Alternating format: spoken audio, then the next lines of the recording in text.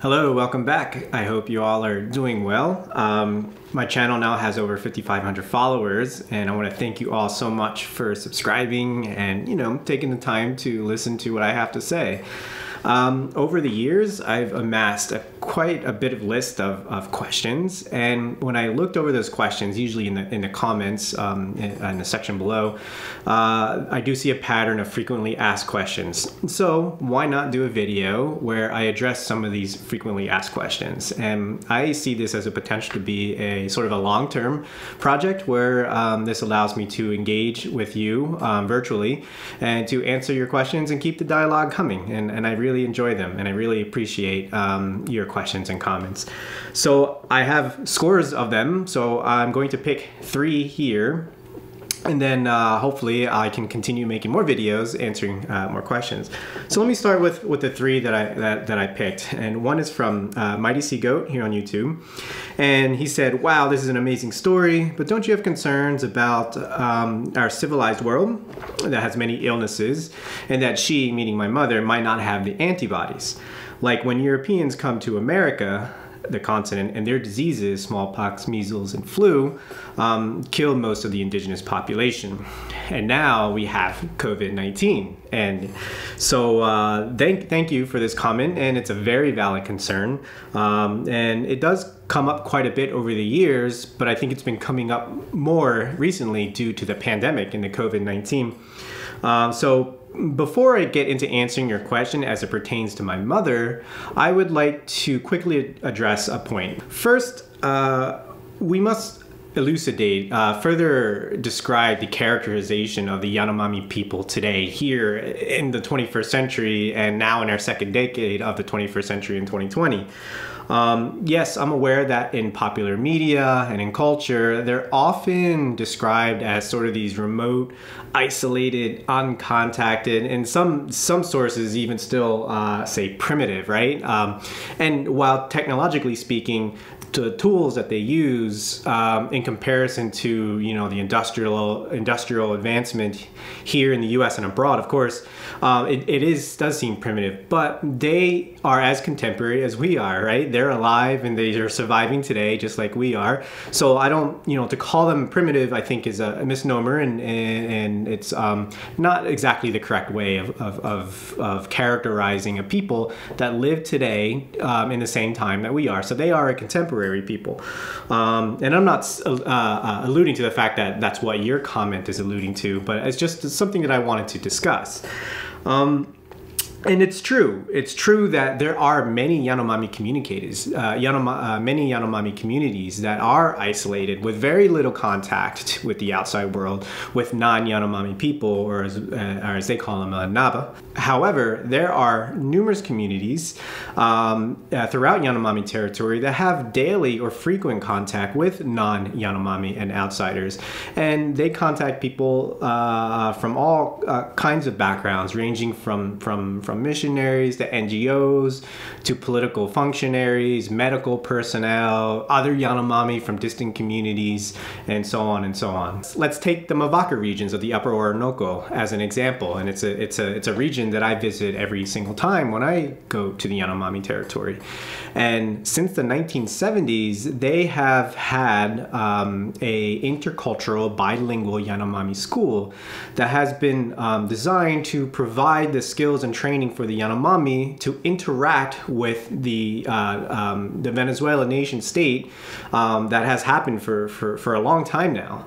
And these schools teach them how to read and write in both Spanish and in Yanomami.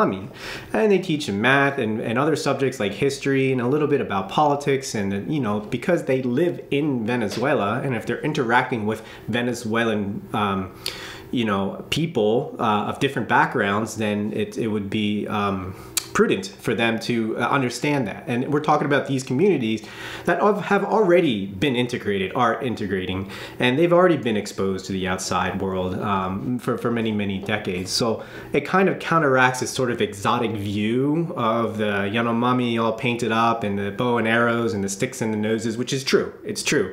And yes, it does seem exotic for us. And even my community lives that way. And many of the communities in the Mavaka region still do.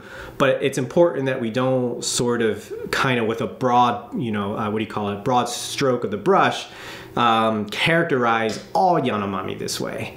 And, they are a dynamic people. And this is one example here in Mavaka where these schools through these schools, the Yanomami leaders have become their own school teachers.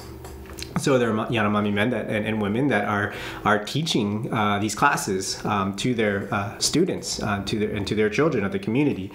Some of them have become medics, so they're being trained in medical intervention and biomedicine to combat some of the diseases and illnesses that are already there, like measles and flu and so on. And some are getting involved in politics and trying to, get involved with political policies that directly affect their indigenous territory. And through this school system, one has actually become and elected the mayor of the Upper Orinoco, and he's a Yanomami. So it's it's a contrast to what you see in the headlines in the news all the time, this sort of noble savage type persona. So now in 2020, this bilingual intercultural education is highly cherished and supported by the Yanomami people. They respect the school and they see them as an opportunity for their future generations to never forget the way of the Yanomami, never forget their history and their mythologies and their proud heritage, but to also gain the skills so that they can become self-representative, so that they can represent themselves and have agency as their communities become more and more integrated with the Venezuelan nation-state system. And these communities are really on the front lines, right? They're really, have a foot in two worlds, more than I say I would. I live here and do research here and make expeditions down there, but they are kind of on the opposite end, right, of the spectrum of me, where they live down there and they're trying to, in their own way, do research and understand, this culture. And they're important to me because before you get to my community and my family, you go through the Mavaka region. And these people, I think, are at the front, they serve as the gatekeepers for the inland territory, the inland communities.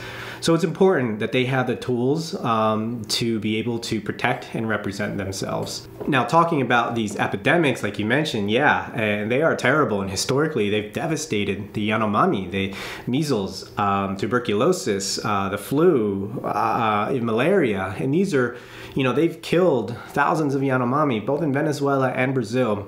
And they're all directly related, or at least on a massive scale, directly related to the rise of the illegal gold mining that's happening in and surrounding Yanomami territory in Brazil and Venezuela. The outside microbes have already been exposed to so many of these communities. And I am not an immunologist, but I suspect that there is a certain kind of seroprevalence of antibodies in certain communities and certain populations, especially those that have a lot of frequent contact with the outside world. But that's a topic for another day. Anyway, the point I'm trying to make is that the Yanomami are a dynamic people that have been exposed to a wide array of influences from the outside world. And you have Yanomami that are urbanized, that have emigrated to urban settings and have married non-Yanomami and are trying to attempt the quote-unquote urban life. Oftentimes it doesn't really work out very well, but nevertheless, it does include the picture of all the different kinds of quote-unquote different kinds of Yanomami and lifestyles. Don't get me wrong, that's not a whole lot of Yanomami, and most of them do live their traditional lifestyles, and that's why they are so popular worldwide, and because they are such a large group in Amazonia, and they have more, as far as I know, more land per person than any other indigenous population. So it really makes them unique. What I share with you is a subgroup of Yanomami that live in a very particular region, the Upper Orinoco of Venezuela. There are many different regions. You have the Parima, you have the Siapa region, and then you have all those regions in Brazil. And so it's a very, we're a very diverse group of people. Yes, we have a language that kind of unites us all. We come from a, we could argue that, evolutionarily speaking, that we come from a single, evolutionary origin. But we've diverged. I just hope that next time you read a headline, you keep in mind that what you see in the papers, in the news, in the media doesn't necessarily represent the Yanomami as a whole. The issue is that these Yanomami that have frequent contact with outsiders, whether the outsiders come in or they go out, which happens a lot, it's a risk, right? Because if they contract a novel infection, the Yanomami, they travel between communities quite often, and very often they travel to a remote inland community, which travels to a more remote inland community, and social distancing is not, it's just virtually impossible in Yanomami culture, especially when a lot of them don't have the concept of germ theory or the communicability of diseases. So telling them to not share or drink from the same cup is just absurd, right? For them, they can't get it. They're not exposed to that type of cognition, and it's hard for them to really understand how if not drinking from the same cup is going to cause disease, especially since they're so entrenched in the idea that diseases are caused by evil spirits. But it's something, when you have these spread of infections like the measles epidemic, and now there's COVID-19, it's saddening, and it breaks my heart, where these people that have lived in harmony for the most part with each other and in their ecosystem for millennia, and now in the blink of an eye, their whole entire population is at risk. And not only that, when they are stricken with a novel infection, there's an epidemic, for the most part, they don't have any access to medical intervention. And read this article here that talks about the tragic stories of Yanomami women losing their babies to COVID-19. Well, as far as my mother, she's unique. She spent 6 years up here in the United States, and she received the whole vaccination regimen. I'm not sure if there's many Yanomami like her in Venezuela that has had the series of vaccinations like she's had, but she's had them all. So I could argue that she has antibodies for a lot of these infectious diseases. But how long or how effective or efficient these antibodies are right now, I don't know. When I travel, I make sure I'm on the up and up with my vaccinations, my yellow fever. I get my flu shots. I've updated my measles, my DTaps, tetanus, all those vaccinations, and I make sure that that before I go, that I'm not extremely sick with the cold or the flu. So I've never entered my home village when I was really sick, except for contracting something from within the Amazon. So very bad diarrhea, and I've had malaria down there, and who the heck knows what else I've had. But the fact of the matter is that we are an international and intercultural family. My mom is Amazonian from the Amazon. I have my heritage there, but I was born and raised here in the United States, in suburbia New Jersey and Pennsylvania. And I want to visit my mom, and my mom wants to visit her kids. So what are we going to say? No, you can't come, or I can't go. But I do I do take all the necessary measurements, the precautionary measurements, to make sure that I'm protected and my mother's protected, because the last thing I want to do is make them sick. But one thing about your comment is that since the pandemic, the COVID-19 pandemic that had really spiked in March and April and May, I haven't been down there since, and I would not feel comfortable. First of all, it's impossible to travel right now to Venezuela, let alone getting to the Amazon rainforest, virtually impossible. But I would not feel comfortable going right now. And that's a good point. If, let's say, if magically my mom was able to get a cell phone and call me and say, hey, can you come down next week or next month, because it takes more than a week to get there, she may not understand, but I would have to say, no, I can't go because of diseases and the COVID, or the shawara, as the Yanomami would say. So I don't see myself going down there anytime soon, and unless there's a vaccination or I'm tested absolutely negative and my team is negative for COVID-19.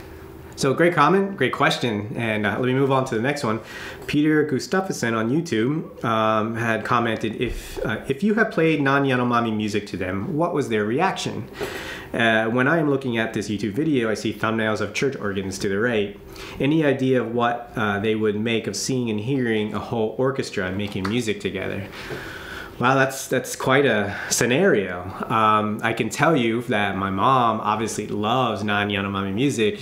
I have memories growing up of mom listening to Michael Jackson, Gloria Estefan. She loved Elvis Presley. I have memories of watching Gloria Estefan music videos with my mom, jumping up and down in the bed and playing, to the beat of Gloria Estefan.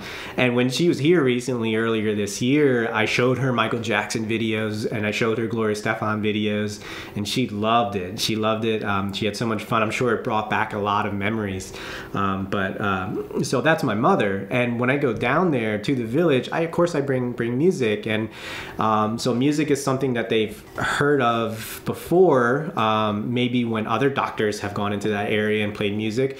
But since 2011, I always brought some tunes with me, and so my mother always asked me right away, hey, do you have any music? And I have my smartphone, and I would play some songs, and the entire village just rains down upon me and my smartphone, to the point where it's like every single village is around me, and I'm getting so hot, right, from the body heat. And so what I would do is I would lean the phone up against the pole and kind of back away and let them, listen to the music, and they loved it.